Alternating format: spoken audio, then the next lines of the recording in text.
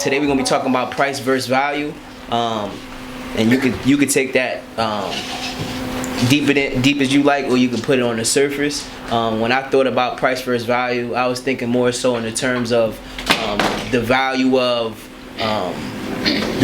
businesses that we put our money into, the value of a lot of things. Like in light of the Gucci situation, the Burberry situation, we put a lot of our money. We pay the price for these things, but are we getting any value out of it? You know what I'm saying? Are these people that we're funding, are they putting money back into our community to make sure our communities are straight? Whereas though we're putting a lot of money into them, but are they doing a mutual business? And I think we got to start holding people accountable that we're spending our money to. One, because we're the highest, we got the highest buying power in America. Actually, the Spanish people actually have the highest buying power in America. They're like 1.4 trillion now, and then blacks are right second. They're 1.2.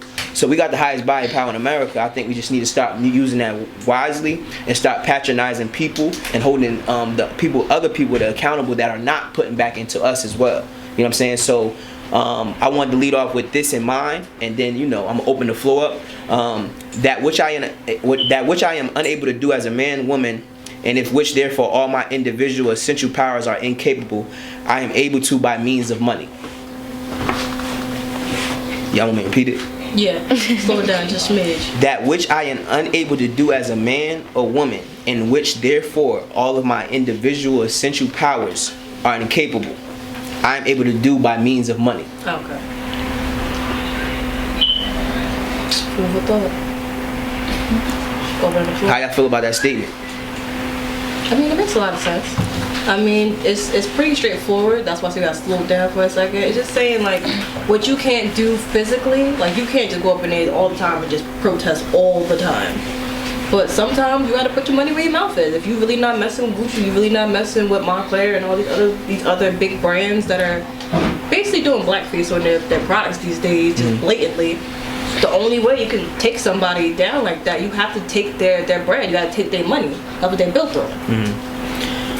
And I think it was more so money is power. Mm-hmm. So a lot of people hide their insecurities by using their money. Mm-hmm. You know what I'm saying? So you hide your insecurities. Everybody have money, and which is means of money. Everybody don't spend it correctly, but everybody have money. Everybody don't have wealth, but everybody has the power to spend money. It's easy to do that. So my question to you guys, like, do you sit there and think about, like, what's the value of anything I'm about to put my money on? You know what I'm saying? So I'm gonna open up the floor. Like, I'm gonna come to you. I know me and you were talking, whatever the case may be. You said you eat a lot of fast food, or whatever the case may be. So when you buying this, and I'm only asking this because we're the number one consumers. You know what I'm saying? We spend a lot of money on consumption. So do you see value in putting the right stuff in your body? Because you're paying a cheaper price for bad stuff, but do you see the value in putting the right stuff in your body? Yeah, definitely. If you go to like a supermarket, it costs you more money to get healthy food than to go and get a 20-piece nugget from McDonald's. But in the long run, we're going to be the ones paying for it. And they don't tell us this stuff, and I guess that's the problem. 100%. So why do you, disregard, your temple?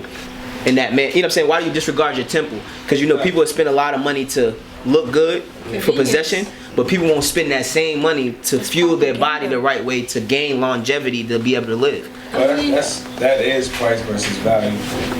Ultimately, like, because people, we see it, we always measure it up. And one thing I see our community do a lot of is looking outside. Like, I see other communities, the Asian community, I've seen like Middle Eastern, like they invest in themselves. They start a business, they hire their own. Not to say that they don't believe in hiring outside, they just focus on what the needs are. They build their community and bring people over from other countries. We got people here, but we don't create opportunity for each other. So like, what I look at it as, we always look at how much the black dollar is worth, but how much of that are you worth? Like, where do you fall in that? Because you got to put somebody into that. It don't become that number if you're not in there somewhere. Everybody is in that number. That's the good thing I like about numbers. They don't play games. I got numbers for you too. Yeah, they don't joke around. Numbers let you know what's up. Your perception is whatever it is. The stats are stats. So if we spend You said 1.3. Can I tell them? I'm gonna tell them the stats real quick. And you Yeah, continue. go ahead. So we got 1.2 trillion million. We got 1.2 trillion buying power. Million. That's a lot. Trillion. So 1,000 billions is 1 trillion. 1,000 billions is 1 trillion. Just perspective. So 1.2 trillion buying power. Yeah. So our population of African Americans is probably like what 45 million. Mm-hmm. So if you break that up, each individual here is responsible for $28,000 of patronizing people. Yeah. And That's within the year. So you got $28,000 to choose to put your money in the right place. yeah. But And I'm pretty sure we probably been. You get woke and think about it. $1,000 worth, like, you know what I'm saying? Yeah. And that's the truth. And even if you thinking like I don't spend $28,000, you'd be surprised. You probably can't. do. You really can't. You do. It's a lot of Let's phantom just- let's put expensive. it out. Yeah, it's a lot of That's phantom not a big expenses. number. we spend a lot of money. You think about how much you made or how much you say you make in a year. You look at your account and it's kind of close to last year. You was spending money somewhere. Right? So how much of that money where do you choose in that 28,000 or the 15,000 if you want to be the other person that say you don't spend that much? Where do you put that money into? I know I didn't pay enough attention to where I put that money into.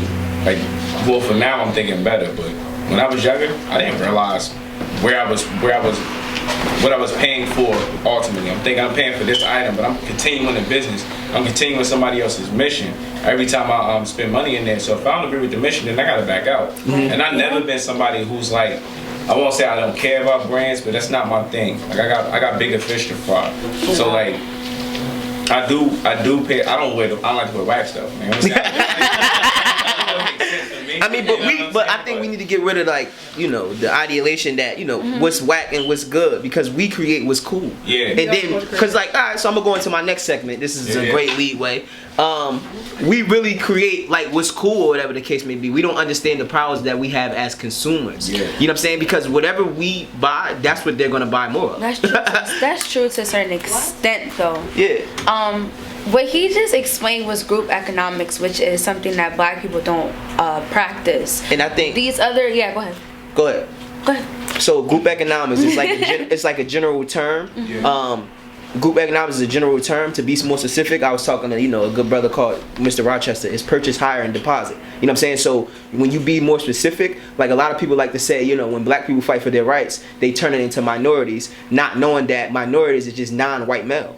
Yeah. So a lot of minorities fall under that category. Yeah. White woman, Yeah. whatever. You know what I'm saying? So you got to be specific when you're talking about group economics. So if you're talking about Black group But economics, specific- it got to be Black. purchase, hire, and deposit, which is you purchase Black, you hire Black, you deposit Black in Black banks, because the Black banks are the ones who's going to fund us to get whatever we need to do as far as businesses or whatever the case may be, home loans and things of that nature. You know what I'm saying? So when we talk about group economics, we got to be specific. It's not group economics. It's purchase, hire, deposit, and your specificity on what you're trying to get accomplished. So could across. But go ahead. So more so like on like the fashion sector and things like that, name brand. If we look at like the initial agenda of the white man, if we look at ourselves as Black people, I'm not, like dismantling who we are. I'm not trying to like inferiorize who we are as people, but we don't have as much capability in society to make a change. So what white people have done, like, in prior back in the days, what they done, they have incorporated the ideology that if you buy these higher brands, you can it gives you a name, what I'm saying. And Black people, they want to feel accepted in society, which is why they gravitate to wearing high fashion and brands, because why? It's all about status, it's all about propaganda, it's all about media, it's all about what's being advertised. And what I said about satires is, to a certain extent, is that we are so conditioned to go throw money in these other communities, these pockets. They blatantly show us they don't respect us. Like the NFL, they showed us like a numerous occasion they don't respect us. They don't see why we kneel. You know what I'm saying? They undermine the social inequalities we face, but yet we still, use our Black dollar into these corporations and these businesses. And it's one of the biggest reasons is because we want that status. We want to feel accepted because we don't have that validation in society. And going back to what Satir said, when I said it's to a certain extent, we have Feli. Before Feli became popping now, like everybody's wearing Feli, them chunky shoes nowadays. Yeah, like,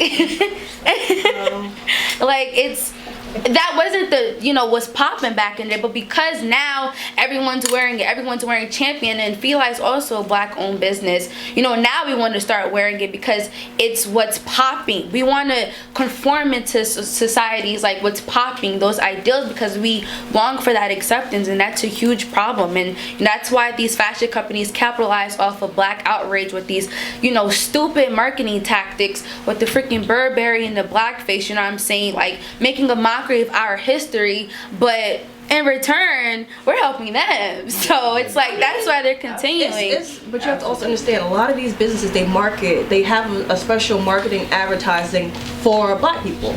So even though we're the culture creators, a lot of times when black people do something first, or people of color in general do something first, it's never really recognized, or it's recognized as ghetto.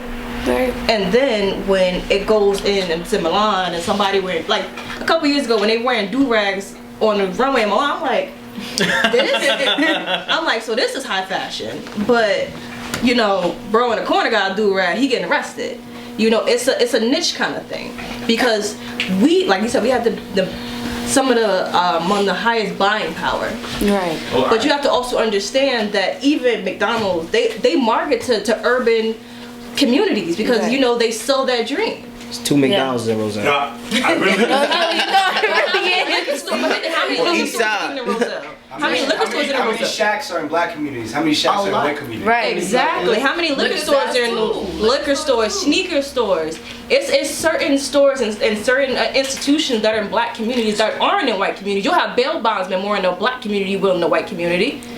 That's right. Like it's a lot more police presence in a black community than a white community. Right. Hi. My bad. I was going off. No, it's funny because I want to piggyback on that. Stand up to this, please. Hello. I want to piggyback on that because I used to work in Livingston, which is it's a Jewish community. Yeah. And you won't see any liquor stores. Maybe one. That's it. And that's on the border of neighboring communities. Somebody calls it experience. That's it. Exactly. That's it. You'll And see not the just name that. change too. Yeah. No fast food. None of that. You know what they support? Jewish businesses. You'll see a lot more like yoga studios and Local everything else. businesses, exactly. If I could jump on that for a minute. You know, Go red, good like. Satir, thanks for throwing that fact. I didn't know that we as Spanish people held the highest standard. That's because y'all population is increasing. So like, and the crazy thing about it, 35% of y'all population is under 18. But the thing is, So they're just gonna keep increasing. Like, So you know what the next couple of years, you're actually gonna be y'all are not gonna be a minority anymore. So you think about it. So I work for a nameless Fortune 500 company, and one of the things that they're doing, and you think about, you guys all touching on how society really understands the movement. Well, from a standpoint, I've worked in this company for 15 years. People I've seen, they don't look like me. They don't dress like me. They don't talk like me. They're different. I had to adapt. But I went to a seminar where they were saying, 20 years from now, to your point, we're no longer the minority. So what happens from institutions that now we buy from that maybe we don't?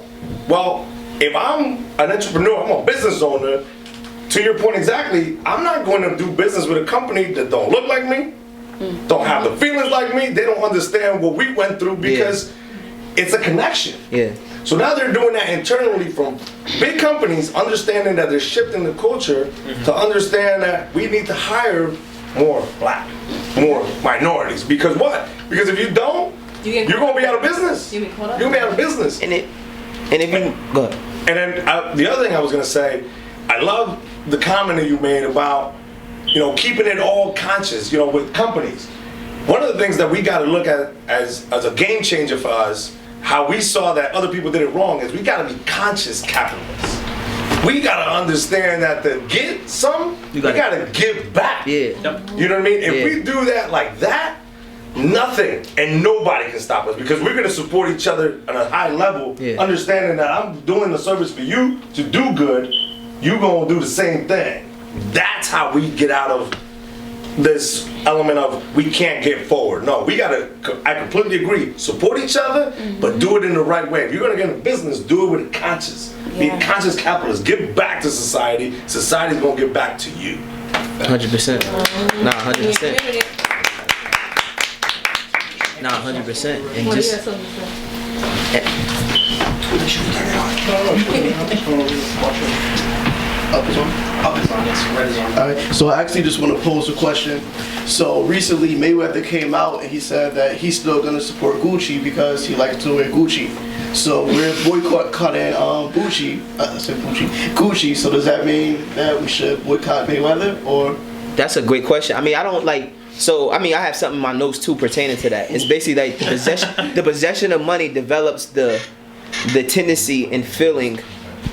Hold up, sorry. The possession of money develops the tendency and feeling of independent importance in relation to the social whole, right? So he individualized himself because he didn't want to be part of our collectivism because he feel like he's above us because he has more money than us. You know what I'm saying? Yeah. Or whatever the case may be. He may have came from the same struggle, whatever the case may be, but like, you know, in our community, we suffer alone. Yeah. And when we get to that state where we feel like we're above everybody else, yeah. we embrace ourselves alone as well too. Yes. So like that's the point of like him not being like, yo, with that much power, with that much influence, or whatever the case may be, you're spending $14 million on a watch when you could be paying somebody else tuition. The black community has the highest debt in college education in America. You know what I'm saying? So But You can also make that he's part of the problem. he's part of the problem, Do 100%. we boycott him? I don't watch boxing like that to say like, yo, I'm boycotting, but it's really nothing. I boycott the NFL and I love football. So for me to boycott him, it really it's just another like it's easy for me to do that. Like I don't really care. Like I love football. I do not watch it. Like I love it. I also think that certain people in the community, they do things for themselves and they don't give a shit about anybody else. Like, when has he? You also have to look at their track record. When has he ever stood up for black people's rights or for minority rights? So why? My thing is that you can't hold somebody to it. It's like you can hold somebody accountable, but you can't hold them to a standard they have never exhibited. He has never come out and be like, oh, this is wrong. Y'all doing this, this, and this. Like he's not that person. And then you got He's questions always been knowledge that base too as well. You know what I'm saying? You got questions knowledge base because like he's misinformed. You know what I'm saying? Of course, he's not reading into what's really going on or whatever the case may be. He don't care. He don't really care. You know what I'm saying? And you know, by all means, at least you're not acting like you care. You being who you are, I respect it. I can't respect what you're doing, whatever the case may be. Cool, do what you do. So now, what's your take on like the whole like the Burberry, the Gucci situation? You being a fashion designer yourself, how do you plan to integrate yourself in the community and be and be above that of like your price is going to raise, of course, but I feel like the key takeaway here is making sure like it's an even exchange. Like my man was saying, like it's an even exchange. People pouring into you and you pouring back into people as well. Honestly, the whole Burberry and Gucci thing, I honestly think they're doing it on purpose. Yeah. To get a reaction out of Definitely. us. I don't support it at all. I can't afford it, so I'm not supporting it.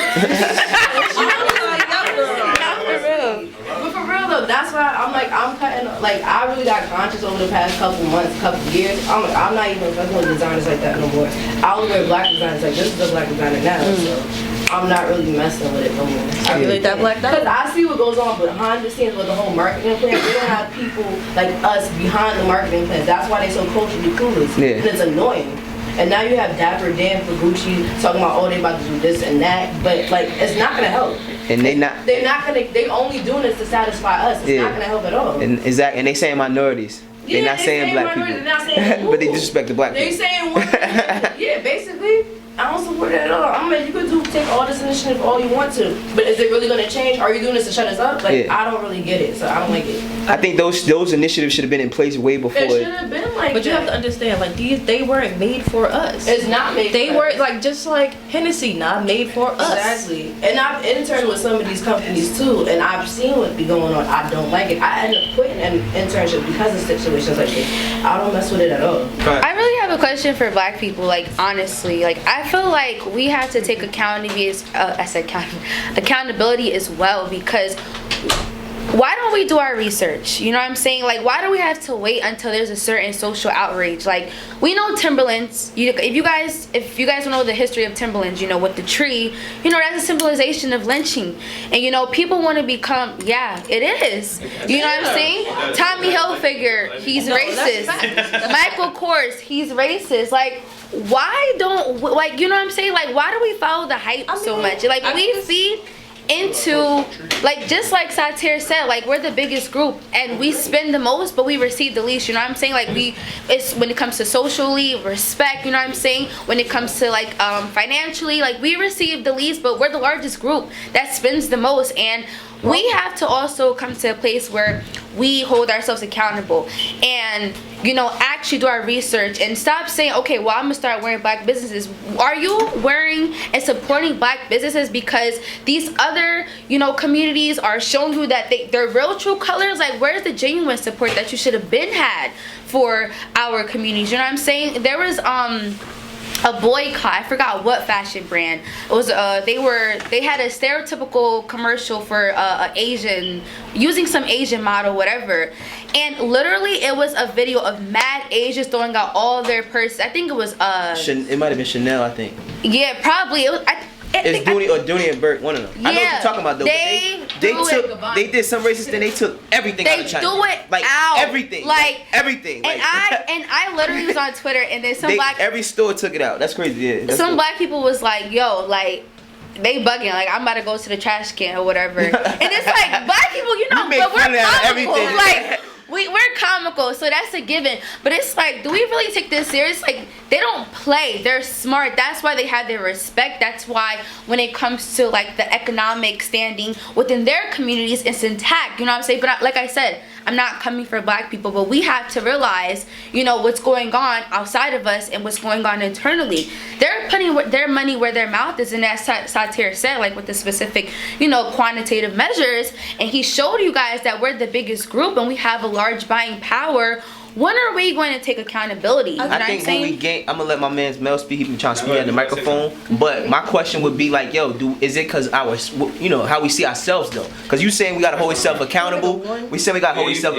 I'm asking my man. But I know we gotta hold ourselves accountable. But I feel like though, like, what's our self-worth? And that's more deep rooted than what, yo, I'm about to go spend money here. We gotta feel some type of way about ourselves before we be like, before anybody else kind of respect us and things of that nature. So how do you feel as though the temperature, the climate of, you know, us and our self-worth, are those things are insignificant of us? Cool. Our top three, one of the top three things that we consume in the shoes. You know what I'm saying? Where if you have the Asian community, one of the top three things they consume is education. So therefore, floor is yours, but go ahead. I think ultimately, what we are, we don't know what we want. And I always said, like, people always got all this criticism on what you should have did or what we should do and invest in a black business and blah blah blah. Like, what do you want? So when you say, I think Kanye's doing this, they don't even know what the old Kanye or the question he asked. Everybody has all this criticism but no idea what they want. Like, what is the goal? We say, all right, we should invest our money here. Why do we waste our time with this? And why do we waste our time with that? Or waste our dollars here and there? But like, there's more values in life than the dollar. And I think that's a point that this community of all communities miss the most. Like self-worth or what you want or love, like we put no price on that. Like we always put it in the brands. We always put it in the ideals on what we think other people want. Like we want acceptance. Like foundation is a big thing. Like a lot of people underrate foundation. That's on a personal level. So if you don't know what you want to grow from, then you don't know where you want to go. Like, so what are you going from? We don't even have a home here. So all we do is look for acceptance. Like, all right, so what makes me cool? Like, what is that? So we don't have a home here. So we don't even take our time to even learn about where we came from or do ancestry. I hear more white people doing that than I've ever heard a black person doing it, and most black people wouldn't even encourage another one to do it. Like, why not? I'm looking to that now. I'm trying to do the ancestry.com now. And it's not even about being super woke. Like we overrate that too. It's not even about reading 1,000 books on things we should have did. Like that's all we focus on is what we should have did. We run back, look at the old stats, and think what we should have did, and spend all day talking in circles about Kanye. Don't even need them. Like, you know what I'm saying? If that's not what you want, if you didn't want to invest your time, you know how much more money Gucci made with us investing time into it? They got the money out to broke people now. Like, it's more to it. You're thinking it's all about how much money when you go to the store and spend Gucci. They wasn't getting no money in the first place because people wasn't buying it. So now what they getting is we clicking on the websites. We giving them ad money now. It's more stuff happening now. When they issue an apology and they tweet that, we on there 1,000 times, and we running their tweets, and we on their page 10 times, going to the Gucci website to see if the picture is still there. Little things like that. You don't think that data pays them? They got their money from this situation. So when they go back and they sit there and they say, all right, well, how do we save face from this? Come up with a little scheme, get a rapper to agree, and then we go right back to being big fans again. They got all that money at the broke community because we spent our money on the computer, spent our time on the computer instead of learning something. So like we sit here worried about where the dollars go. Like time is a bigger investment than anything. That's why you get locked up. They don't just tax you. You get locked up for crime. They take your time away. That's way more important than just the money. So like, where do you invest your energy? Are you learning? Like, are you trying to see what's going on around you? Like, are you talking in these barbershops or you just want to laugh about LeBron all day? Yeah, that's like what do you want to know what's really going on around you? Some people don't even want to talk about the business they own. They sit in the same room with a whole bunch of people that could invest and look down on them because they don't got a business. So what are you doing? Yeah. How are you building into the community? I see people with black businesses and they go in there and then they what do they invest their money in? Where are they going? Are they coming out to get us? Or are they arguing? Or where are they old friends that they grew up with? It's a lot of things that we don't get back into the community. And down south they do that a little bit better. Like I walk in a place and they say how are you? Where you from? What's going on? Yeah. They try to learn what's going on. And they don't act stupid. Like they don't just look you up and down and make a judgment on what's going on. Now they sizing you up. What I'm saying is it's a big difference when you look at somebody like what's the opportunity I can get from meeting this person versus what he came in here for. Like we think a different way. It's totally negative. 100%. Like we look at the situation like we think about takeaways instead of giveaways. We'll never put that time or that money back, and we continuously run around here arguing instead of thinking about what we want. What do you want from Kanye? Do you want Floyd around?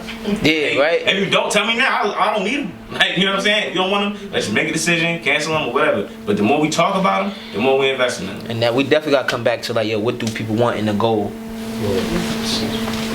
That was lit. All right, so now I have a question for you guys. Do you think it all starts from media? Yes. If that makes any sense? Yes. You know, because it's the whole, the black community's not investing into black businesses, right? And it all comes down from education, right? Education and how you're raised.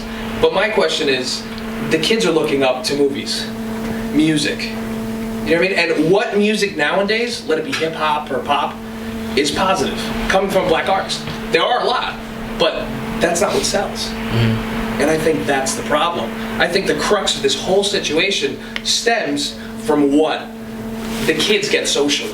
Yeah. Does that make any sense? Yeah, You don't yeah. have little kids listening to Tracy Chapman. You know what I mean? It's true. But You got a fact. I don't want to. No, I'm done. You done? Go ahead. Media, it's not where it starts. I don't think I need that. You do. It's only one mic. It's only one mic. So you.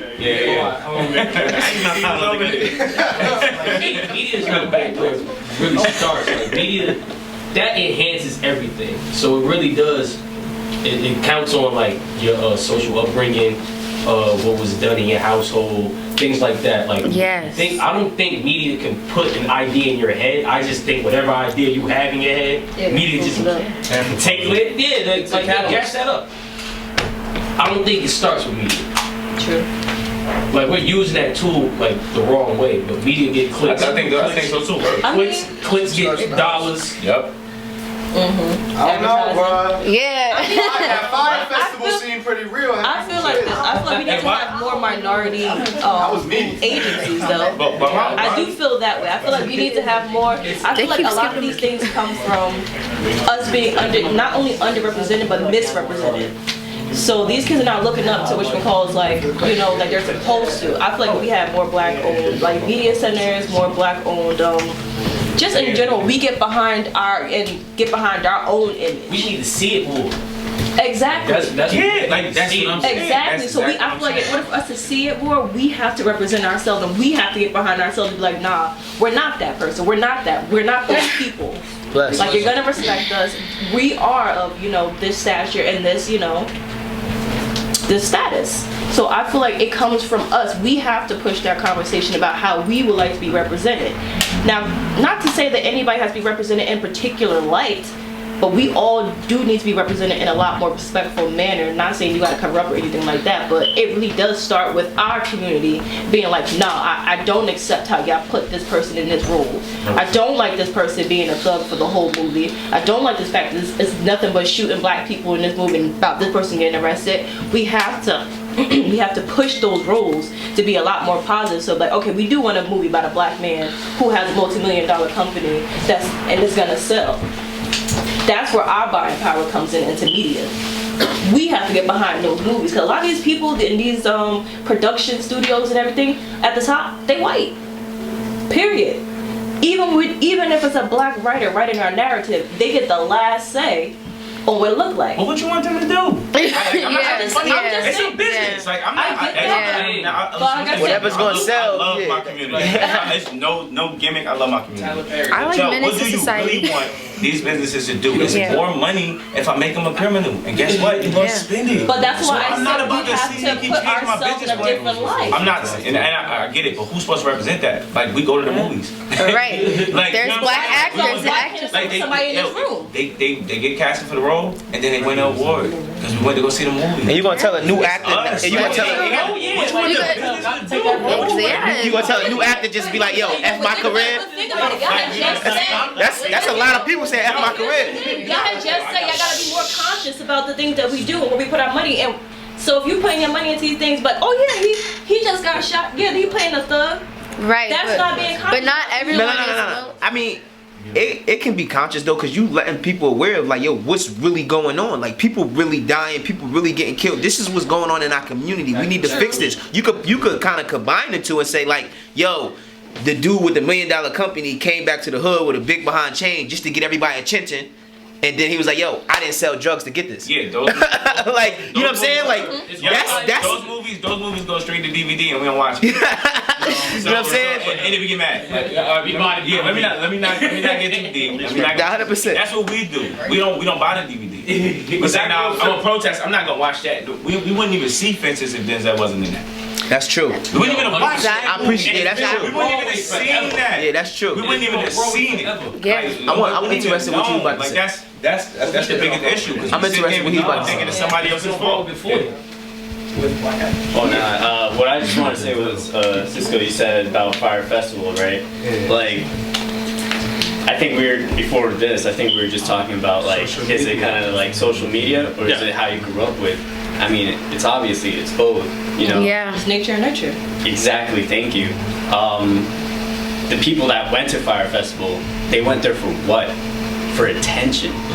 That's the only thing. We blame Who wants to see Blink 182? Social media. Come on. Who wants to see Blink 182? I mean, and pay thousands of dollars for Blink 182. Who wants to? Who don't give a shit. They just want the attention to say, look at me at my little private island. Look at me. So see like that cruise ship? acceptance. That's where I'm staying tonight.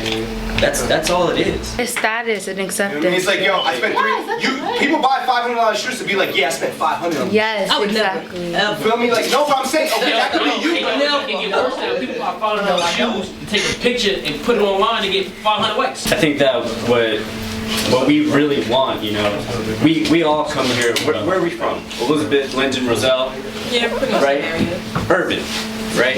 And what we do and what we see from when we were young, celebrities, magazine, 17 magazine, right? And what we've been seeing our entire lives has been success, success, success. What do you do with how do these people show that? Yeah. The money. Clothes, the restaurants they go to, the places they visit, the vacations. If you think about it, all these things that we're seeing on Instagram have been displayed on our TV since we were little, since on magazines and everything. And what we do is, all right, some of us go to college, some of us don't, some of us start business, some of us, we all get to some form of success, and what we want to do is just show that off. Yeah. We want to show that off. Look what we did. It's conditioned. Yeah. Look what we did. Basically, that's all it is. That's great too, cause like what I was about to say next, you know, my notes, like the effect of once being a slave is powerlessness. So the effect of once being a slave is powerlessness. Could be nullified by money, which has the power to transform the incapacity of being a former slave into the contrary. So the former slave becomes the master of his own being and a simple entry of circulation of his capital, right? In result, as consumers and possessors of money, blacks and whites can represent the same homogeneous group, which the individual characteristics of the consumer are obliterated in exchange and consumption. So because we're consuming the same things they are, we feel as though our worth should be the same. You know what I'm saying? So we want our worth to be the same because we're consuming that thing. We look consumer as a means of equality rather than wealth. You know what I'm saying? Like, we're trying to consume, but you know, they're like 19 times more wealthy than we are.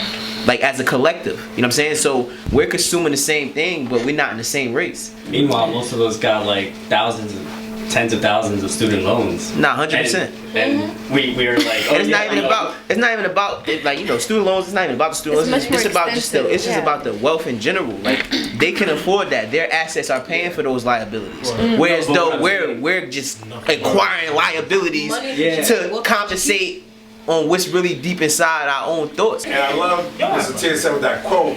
And you think about it, there's always a blueprint, right? There's always a blueprint on a process on how you want to get stuff done.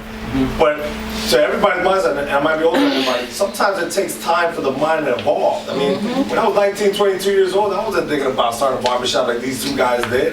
There was no way, you know what I mean? I was thinking about something else. But life has a way of teaching you things that you can now, I tell people all the time, like, look, I don't mind that people spend $100,000 in debt. I think that's another form of back to slavery. And to your point, you know, if we invest our money in our education, what's stopping us from investing $10.99 on YouTube and getting our own education by watching videos or going to the public library like we had? You know, that's a choice though, right? I mean, but look at it from, I'll give you a perspective. I don't have a degree. I consider myself to be successful in my job. But if I want to continue to move in my job, they're going to require one. Now that's a choice that I made in my education to further that. Now, if I decided not to do it, does that make me less worthy? It's personal choice. But how we get our growth, how do we grow from a mentality where, to the gentleman's point, like we're just not built for that culture? Well, if you think about something different, you will be, right? But if your mindset is, I want to be absolutely free. And when I talk about free, I mean, I can do what I want with my time and nobody can tell me otherwise. Now that's truly free. Yes. How many of us can do that right now? I know I can't. Not yet. I can still write, not yet. Not yet. But that's, how do we get there? We gotta know at 22, all right, the goal is to be independently wealthy by 40. All right, now that's an 18-year plan. All right, well, guess what? You can go out every Saturday night for the next 5 years. That's gonna set you back. Now you're at 50. Yeah. You don't go out, you save and invest your money in your time in yourself, you get there by 35. 100%. And that connects to what he was saying earlier about the time thing. Like we just want to buy time back. You know what I'm saying? And we got to be specific on really what's our goal, as he said too earlier. You want to buy your time back. So that goes in being specific. Like what is our agenda? You know what I'm saying? Our agenda is to be free. What's going to make us free? And to Ownership. we have to understand, like, we're black. You know what I'm saying? Yeah, that's what I said. Like, ownership. we're Just like I black. was saying earlier. Like ownership.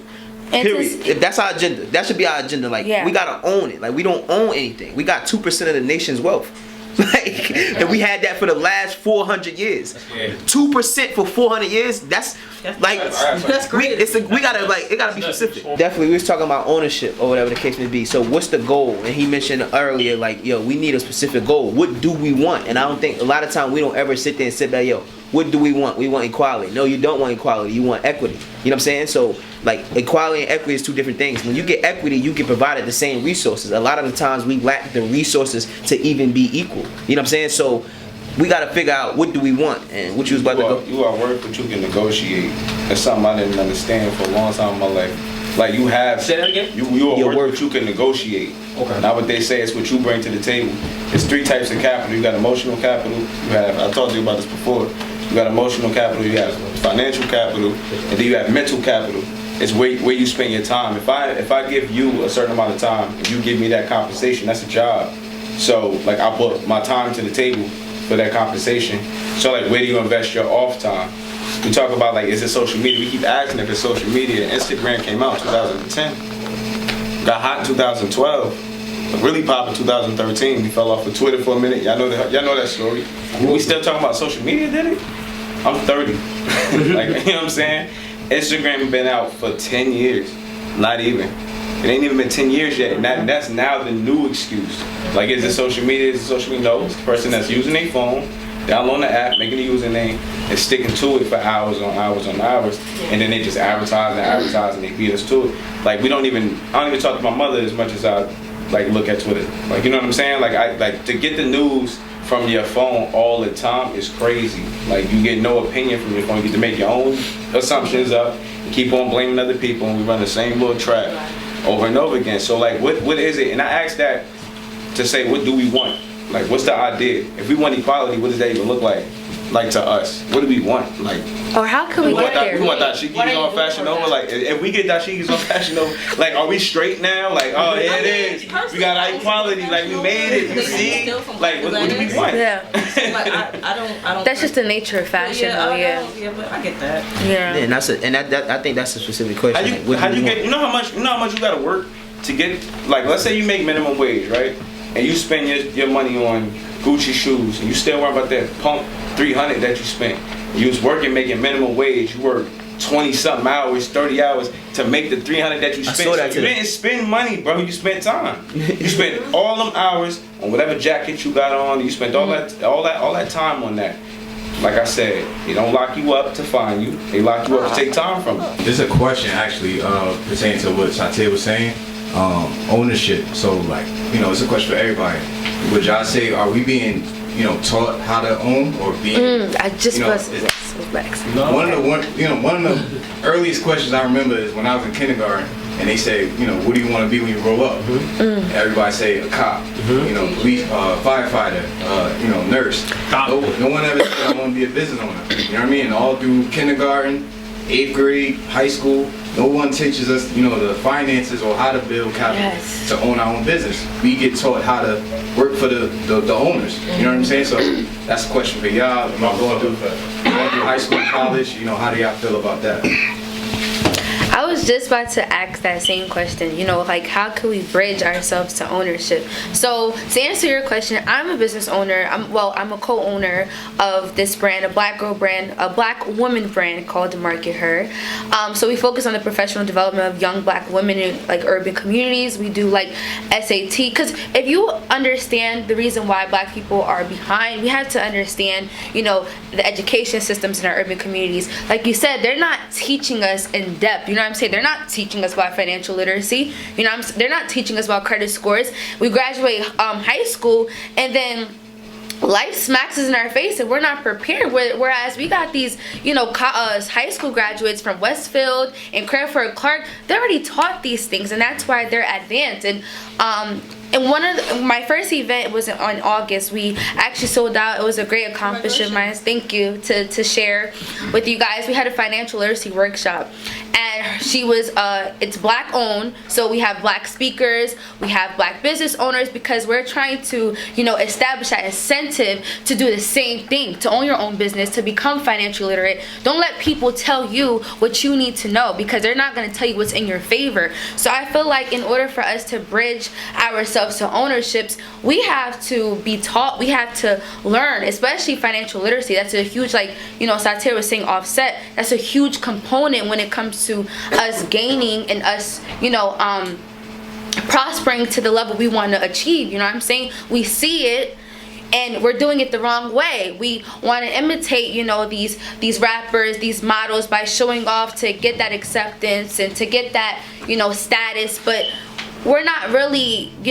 enjoying legitimate, genuine success. So it goes back to what he said, like, how can we get to ownership? We need to be taught these things. So I feel like this is a great establishment. Satir is my neighbor. He knew me all my life, and I feel like this is a great establishment, talking about things like this, talking about things that matters in our communities, to make a change, to make a difference. I feel like it's important for us to establish connections with people that are more advanced than us when it comes to, financial literacy, or even the business world. Get some tips on marketing, learn how to brand yourself. You see, people are literally working from their phones. Like, social media is powerful. You know what I'm saying? That's why we look at these Instagram models with fake bodies and they're selling tea while we're slaving ourselves, and we have, hella loans we got to pay back, you know what I'm saying? But at the end of the day, they marketed themselves and they're branding themselves. So we have to, take time to invest in human capital.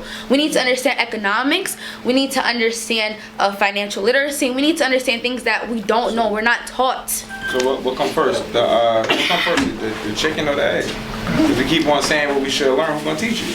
I think that's what I'm really trying to get at. Like that's what I think he's trying to get at. 100%. So my question is what's the biggest problem? When we talk about finances. Answer this question. What's the biggest problem?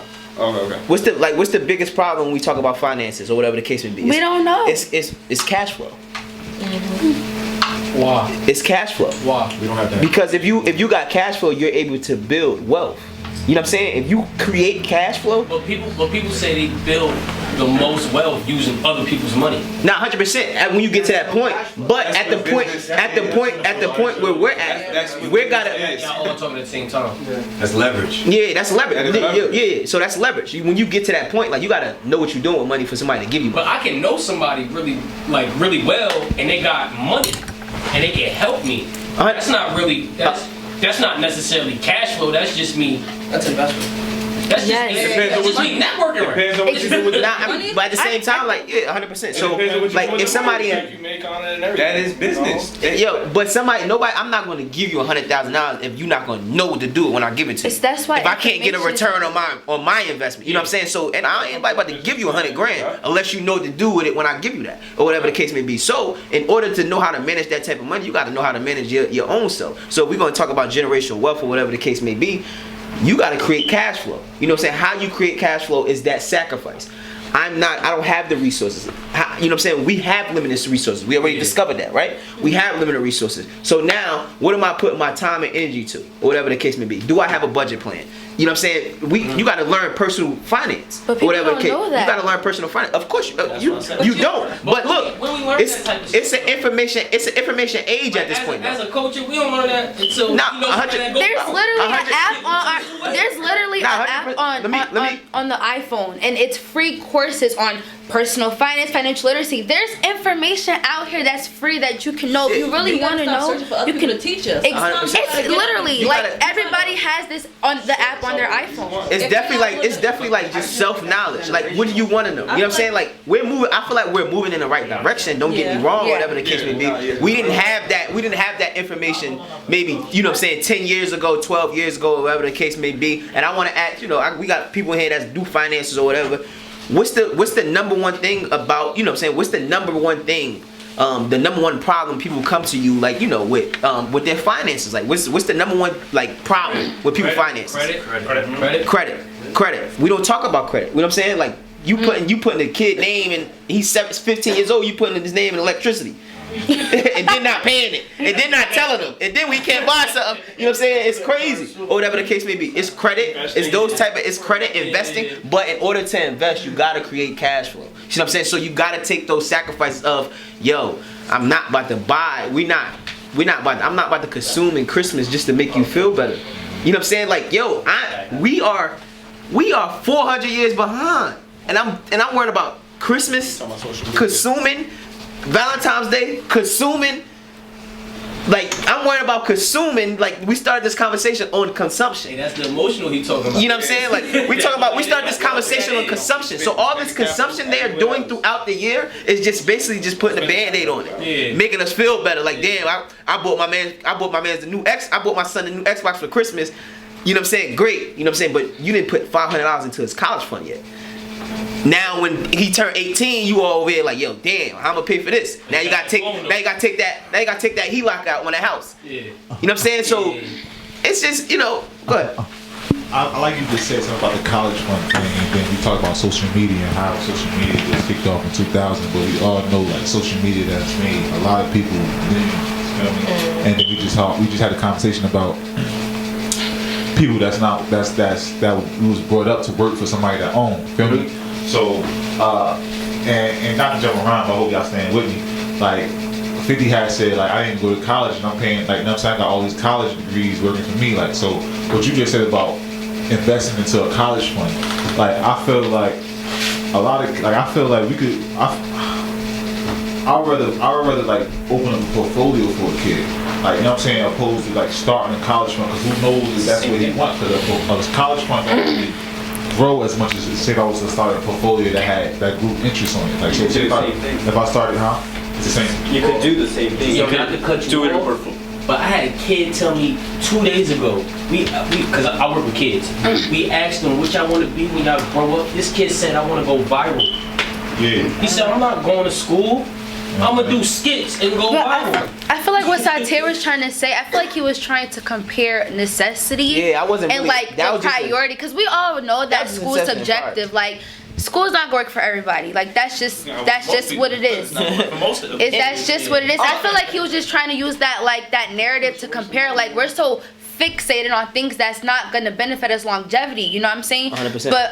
But yeah, I think that's what Satire was trying to say. I was just saying like, yo, need and want. Yeah, you know what I'm saying? Need and want. So It's been going on for and what I was about to lead into is just more so like where you put your money at. So that, you know, I don't know if everybody know the story of how Five Guys started. You know what I'm saying? It was a son. It was a father who had 4 sons or whatever the case may be. You know what I'm saying? So he failed on his first 2-3 businesses. I think he got to like age 45, 48 or whatever the case may be. He had money set aside for them to go to college. He asked them, listen, y'all could go to college, or y'all could go to college, you know what I'm saying? Or we could start this business.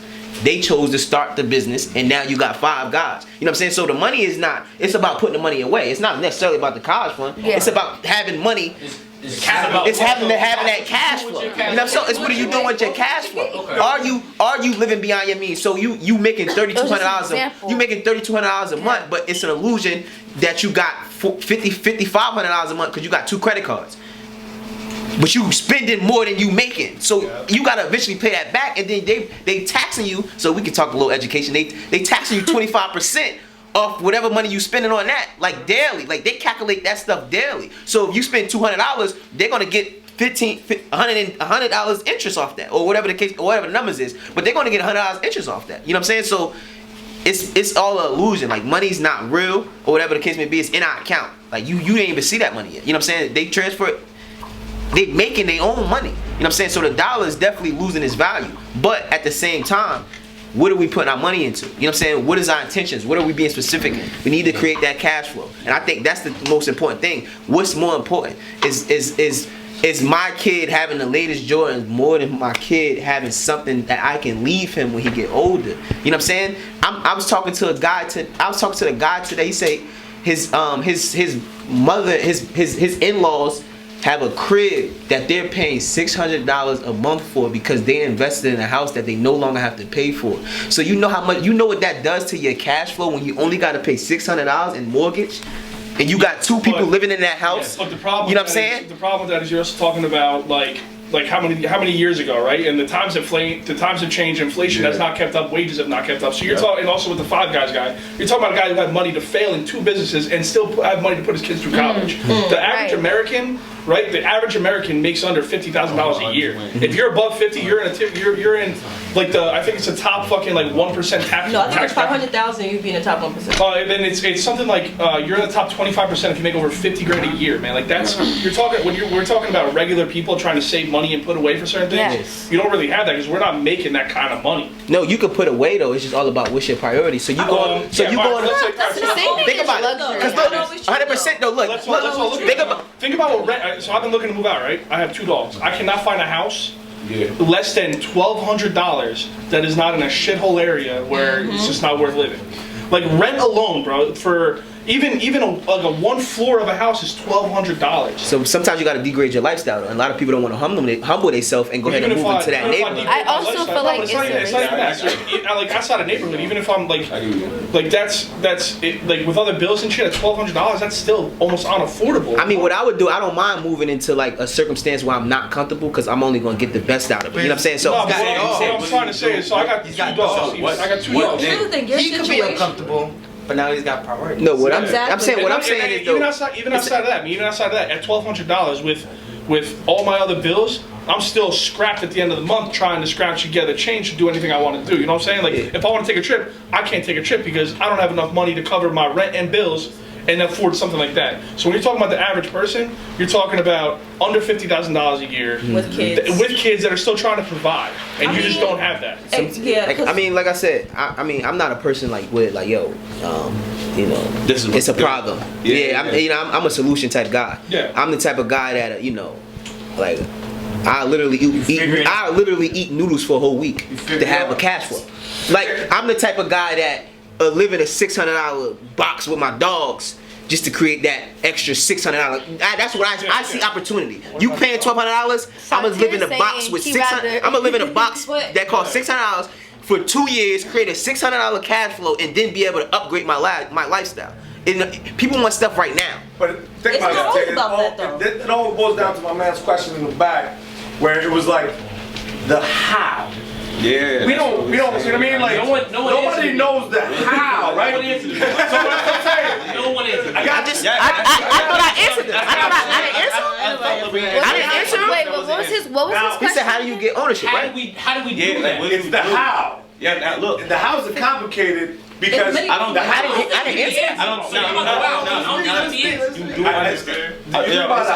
think it's because we think too. We set the bar up too high, yo. Business does not work like that. We want the business to treat us like special. Business don't have emotions. So when we look at it like, oh, everything is so racist, yeah, blah, blah, blah, blah. No, you accept the deal, you accepted the deal.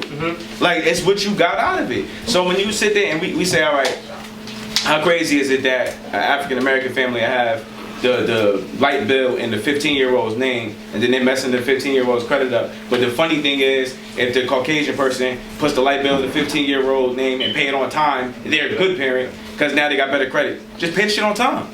But nah, what we do is we sit there and we waste our time doing extra stuff instead of getting a second job, instead of saying, all right, cool, you know what, well, I don't have much going on, so you know what, I'm gonna put the light bill on my daughter's name and pay it like I'm supposed to, so her credit goes up, as opposed to put it in her, because I'm desperate. If you start the, my fault, if you do, let's say you do have that box that's 600, right? And you make $1,200, what you doing with the 6? That's the difference. It's what you doing with the 600. You don't need to make that 700. It's what you doing with the 6. And you don't gotta turn that 600 into right, let's say I only got 3 bills, but one of them is in my child's name. Guess what? That child's probably better off when they get approved for a higher student loan than the one I saved up 10 grand for. But nah, we don't take our time to look at one another and say what we should do, because we don't talk about those things. We complain about it. When we think about the how, we always think about just get it now. Look, I just started my business. I'm 35 years old. I wish I would have started in the 80s. Congrats. But you know, thank you. And part of it is, before all this, I had to educate myself. Because even though I work for a company, I had to figure out, all right, what's a marketing strategy? How do I go about a marketing strategy? Budgeting. What is budgeting? How do I figure out budgeting? Like, in my young days, you used to go on Word and you used to go on Excel, and you had to figure it out. Nowadays, you can go on Excel and it'll tell you, budget sheet. Yo, what? Marketing sheet. And it does all the calculations for you. So when you think about, man, I can't get out of my own way, it's because you don't want to invest the time to sit there and just really hamper it down. That's how you get that to that next level. You're gonna have to pay for the research you don't do, that you won't do for yourself. Exactly. You better be willing to pay somebody for the same knowledge that they what sat their ass down, clicked on a couple websites, read a couple books, and did. So, as African Americans, why is it that we can accumulate 100,000 in student loans but not get 10,000 business loans? We could say that we could say that it's the plan, but how many people go to college with the plan and change their major the first year? I mean, I said this earlier, like, you know, deposit. So you know deposit, right? So they giving us student loans or whatever the case may be. Those student loans, you can't file bankruptcy, all of that. So you're gonna always have to pay them. But when I said deposit earlier, we gotta lead off with deposit, because when we put our money into our own black banks, that people that look like us, they're going to fund us. But I got my money in PNC. They're not black owned. I got my money in Wells Fargo. They're not black owned. They don't even understand the value of a barbershop. So are they going to approve my loan? Right. They're not from our community. So we're not putting money, like literally the banks multiply your money. You know what I'm saying? So if you give them $1, they could turn it into 10.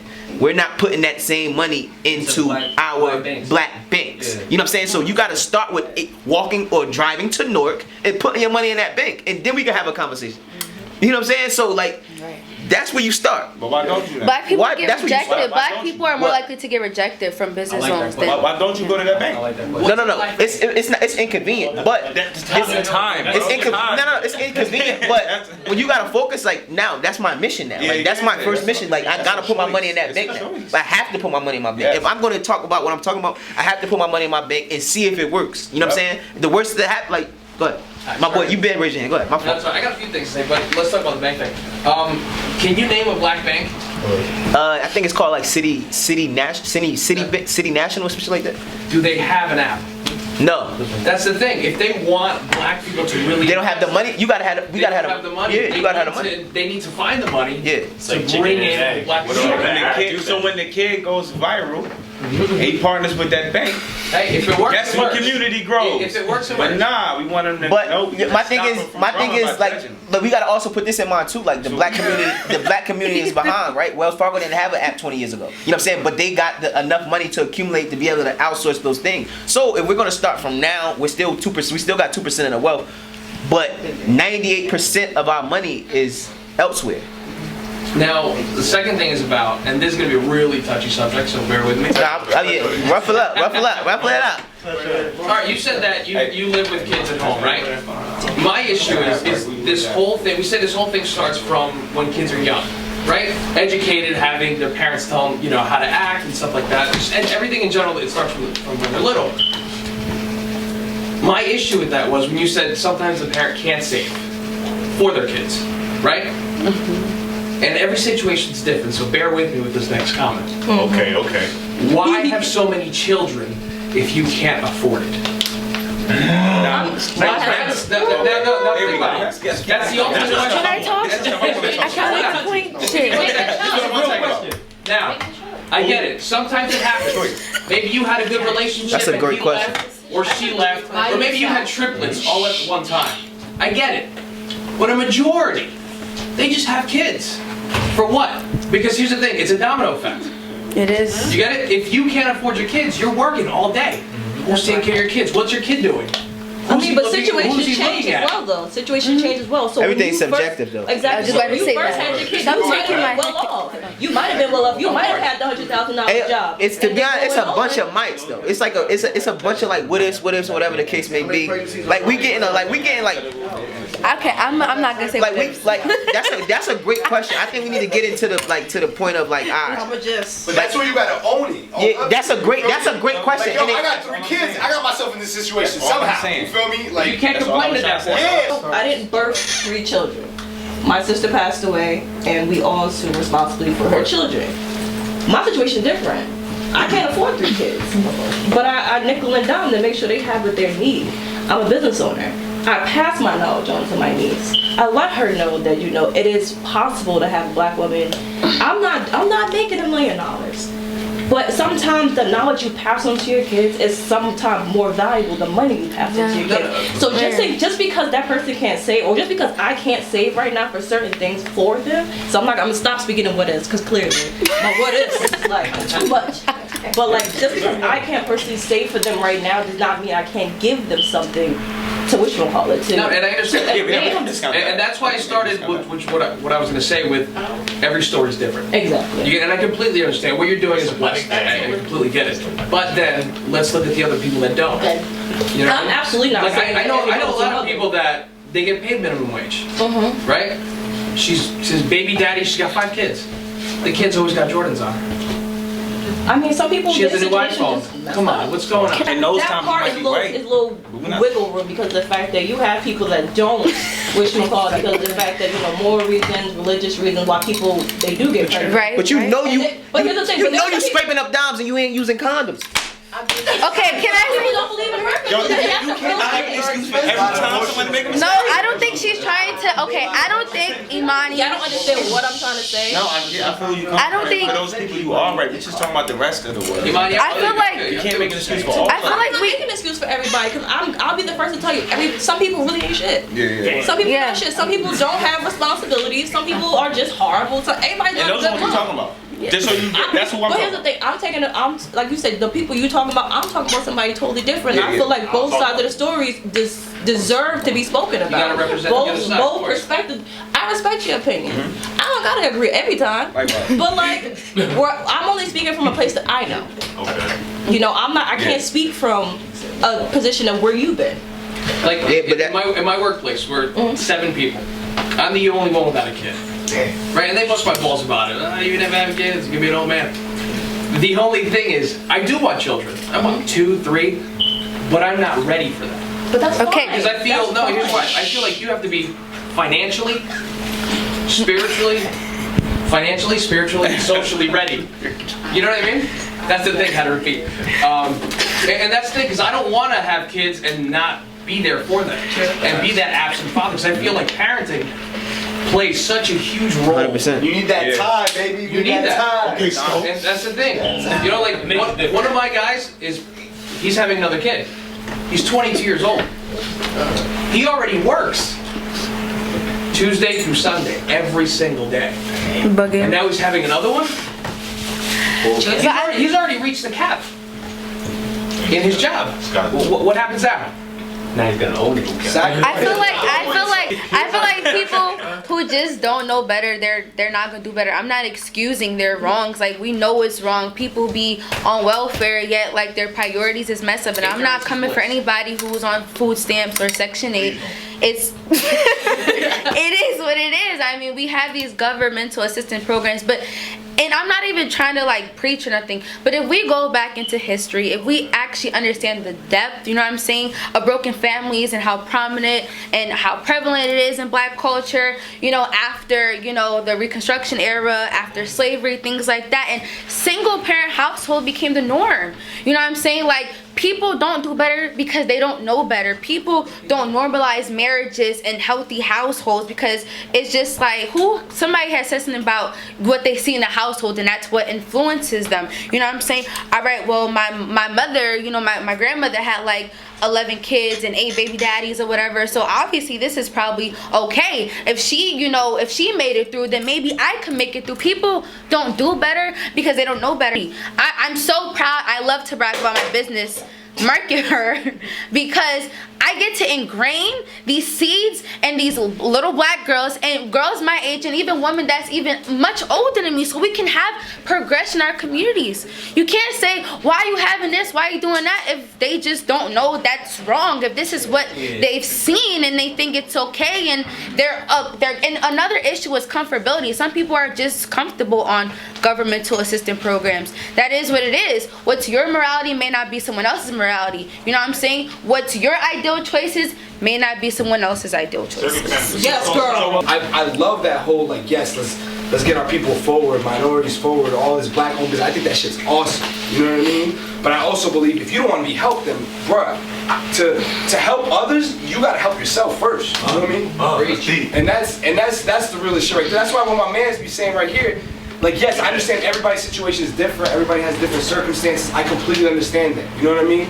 But, like, you know, there's, not to bring religion in it though, I think Muslims, you can afford how many wives you can have, right? How many, you know what I'm saying? Like, stuff like that, but it's like, so why would you put yourself in that situation, you know? And it's just, it's, you know what I mean? It's like, I don't know, like, I feel like we should really you know, like, you just want, I want to help people who want to be helped, because at the end of the day, it's about that hunger inside of you, you know what I'm saying? You can have the same mother, same father, but your hunger could be different from your brother. You know? Well, it could be completely different. Like my brother's not even here, you know what I mean? But don't talk about that. But we both got different mindsets though, brother. You know what I mean? You know my brother, you know what I'm saying? Like, it's the truth. It's the truth. But our hungers are different, and that goes back to your priorities, what you were talking about. You know what I mean? My brother might complain about this or that, and it's like, brother, maybe you should cut back on this. Nah, but he doesn't want to humble himself. You know? If people who know me here, I had a business when I was 19. I had MVB back in Roselle, 2nd Ave. And I had it for 5 years. I had to humble myself, sell the shop, take a step back, work for somebody else, put myself in that position in Brooklyn, Manhattan, worked in a business, in a successful barbershop that they have chains in San Francisco. They have like 8 locations in the city, all this shit. And I sat back, took a seat back and learned and listened. You know what I mean? And that goes back. I don't even know if the guy's white or whatever, he could be the owner. I cut him one time, but they have a structure, they had a team, and it wasn't they didn't give a fuck what race you were, anything, you know what I mean? It was just a team and everybody worked together. Everybody didn't want it. You know what I'm saying? And that's what I learned from working in the city. So when I came back here, I needed somebody that was like-minded like me, like my boy right here. You know what I'm saying? Okay, so like, let's do this. Now I learned more of the business aspect of it, and you can ask him, we're still learning day to day. Tomorrow I might learn some shit about the business, like damn, I need to do this better. Or man, this is cool about this, you know what I mean? But we're always learning, you know what I mean? And I want to position myself with people like everybody in this room. You guys came here for a reason, you know? Like, I want to get better. Like, I just want to get better and grow with everybody, you know what I mean? And I want to grow with people who want to grow. Not with people who are content and are comfortable. But you miss a lot of opportunities, because let's say you do invest in only the black-owned business and only the black. Why not the best? Why not the best out there? That's where I'm at too. Why you're not a sellout for I agree. You're not a sellout for working with the white. You have to learn how to. Yo, can I just close out on something real quick? That's the only way to make it. Like what you said, bro. You know what I'm saying? Like, why not the best? Like, with the best out there. So. Yeah, my boy. Of course, I'm gonna support him and all this, but if I keep going back to the same store for spoiled milk, why am I gonna keep going there? You feel me? But that's my boy. That's my excuse. There's people that come up to me and expect a certain free haircut, like that's what you were saying, because I know you. Or if anything, since you're my boy, you should be paying me more. You should be hooking me up even more. If you selling a shirt for $30, I'm paying $30, bro. I'm not trying to get that hookup. You know what I mean? Yeah. And some people, and that's where like. Yeah. It's crazy. It's deeper than that. Bro. And then I think that we call it a sellout when they do that. We cut it off. You go Hollywood. We're Hollywood. Yeah, instead of seeing what that person does with the results. Now, if they bring that back and they give it back to the community and they help that single mom that you was talking about earlier, like there is opportunities that we just don't take advantage of. Like the successful ones don't come back and teach, and then the ones who don't learn come up with the excuses that they were never taught, and it just repeats over and over and over again. And let's say I do partner up with somebody who's white or somebody who's Asian, and I do get a bag out of that situation and bring that situation back. I get new knowledge, an outside perspective, something different, their take on art. Like if you ever watch a sports event and you look at the replay, you're not better than any of them players on the field, but you can say, oh, he should have been over there, or why wasn't he blocked for him? You can see that from the TV because you're looking at a different perspective. You're not on that field. I dare you to try to get on that field and do exactly what you're telling him to do. And just to come back full circle, like I enjoyed everything everybody was saying. It's different perspectives. We have these conversations to provoke thought, to see different people's perspectives. I wanted to attack it from a quantitative perspective more than a qualitative perspective. I feel like in our community it's a lot of emotions involved, and that kind of distorts logic. Like I'm not a problem type guy. Like there's a problem. We know there's a problem, so let's come up with a solution. And I think it's going to take us as a collective to do that, or whatever the case may be. And we have 2% of the wealth. We're not gonna be able to do it by ourselves. Really, we're gonna have to allocate other resources outside our own race or whatever the case may be. But as the conversation went on, it's all about us being specific. Are these businesses pouring back into us? Are we getting anything in return on our investment? We're giving our time. How long do you want to give your time? Do you want to work for 20 years? And if you want to work for 20 years, cool. A lot of people love living comfortable. You know what I'm saying? A lot of people love living comfortable. But when we talk about our time, are we planning? You know what I'm saying? Some people don't have that, luxury of having somebody to teach them or whatever the case may be. But we're entering into a time that everything you want to know is at your fingertips. Everything, anything you want to know is at your fingertips. Like, I got a mentor in real estate, but everything I want to know, I learned on the internet. And he just confirmed it for me. That's the only thing he really did. Like, I literally learned on the internet. Like, this conversation I just had, I'm not even going to hold you. I read what I was going to talk about an hour before I got here and was able to regurgitate it. Like, anything you want to know is at your fingertips. I mean, it's coming. A couple of that stuff like I already knew, but I added more information to get like I'm saying, I added more information. But anything you want to know is at your fingertips, or whatever the case may be. So just to wrap it up, or whatever, everything was price and value. You know what I'm saying? If you don't value yourself, you're gonna pay the price. Facts. And we get the tip.